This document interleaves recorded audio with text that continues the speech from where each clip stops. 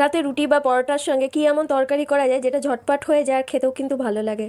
আজকে এমনই একটা রেসিপি দেখাবো যেটা খুব সহজে হয়ে যাবে।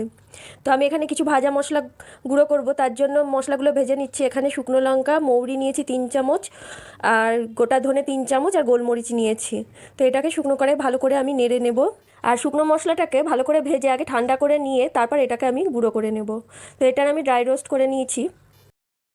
এখানে 6টা মতো আলু আমি সিদ্ধ করে রেখে দিয়েছি, আর 3টে মিডিয়াম সাইজের টমেটো নিয়েছি। টমেটোগুলোকে ভালো করে আমি কুচিয়ে নেব। আর কাঁচা লঙ্কাও আমি নিয়েছি। কাঁচা লঙ্কা যে যেমন ঝাল খাবেন সেরকম কাঁচা লঙ্কা নিতে পারেন। আমি 3টে মিডিয়াম সাইজের কাঁচা লঙ্কা নিয়েছিলাম। তো এগুলোকে আমি ভালো করে কুচি কুচি করে নিয়েছি। কড়াইয়ে এরপর আমি কিছুটা গরম তেল বসাতে দেব। এই রান্নাটা আমি সর্ষের তেলেই করব। তো তেলটা ভালোভাবে গরম হয়ে গেছে, তাতে আমি একটা শুকনো লঙ্কা ফোড়ন দিয়েছি, 2টো দারচিনি আর 2টো এলাচ, আর কিছুটা জিরে ফোড়ন দিয়েছি।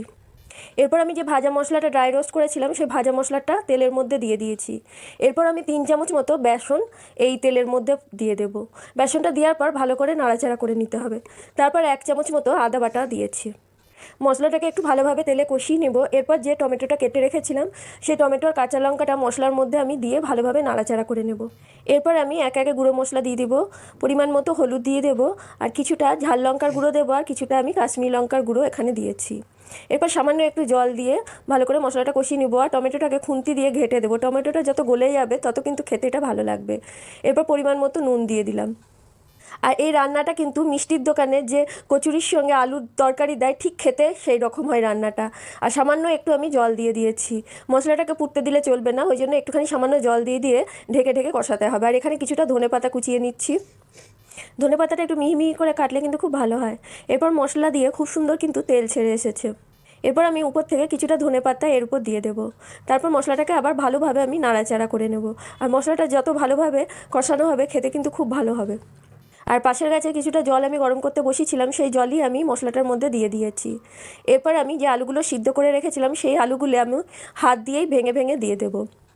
আর এই রান্নাটা কিন্তু খুব সহজে আর খুব কম সময়ে কিন্তু হয়ে যায়, আর খেতেও কিন্তু খুব ভালো হয়। এরপর আমি খুন্তি দিয়ে এটাকে ঘেটে ঘেটে দেবো। আর জলের পরিমাণটা একটু বেশি দেবেন, কারণ আলু দেওয়ার পর গ্রেভিটা প্রচণ্ড ঘন হয়ে যায়। আর তারপর আমি উপর থেকে আরও কিছুটা ধনেপাতা দিয়ে দিলাম। এরপর এটাকে ফুটতে দিয়ে দেবো। ভালোভাবে ফুটে গেলে উপর থেকে গরম মশলা আর কিছুটা চাট মশলা দিয়ে এটাকে আবার ভালোভাবে আমি নাড়াচাড়া করে নেব। সামান্য একটু আমি নুন দিয়ে দিয়েছি, নুন কম হয়েছিল। তারপর অল্প সামান্য চিনি দিয়ে দিয়েছি, আর কিছুটা কাসুরি মেথি উপর থেকে ছিটিয়ে দিলাম। এরপর আবার এটাকে একটু ভালোভাবে নাড়াচাড়া করে নেব। আমাদের রান্নাটা হয়ে গেছে। ঢাকা দিয়ে 10 মিনিট কড়াই রেখে দিয়েছিলাম গ্যাস বন্ধ করে।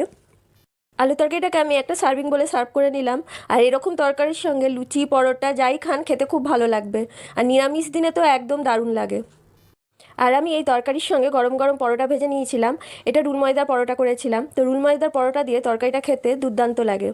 আর আপনিও বাড়িতে এরকমভাবে এই তরকারিটা বানিয়ে দেখতে পারেন। আর যদি ভালো লাগে তাহলে অবশ্যই কমেন্ট করে জানিয়েন। তো এখানে বন্ধুরা আজকে খেতে খেতে চলে যাচ্ছি। কেমন লাগলো অবশ্যই জানিও। Thank you.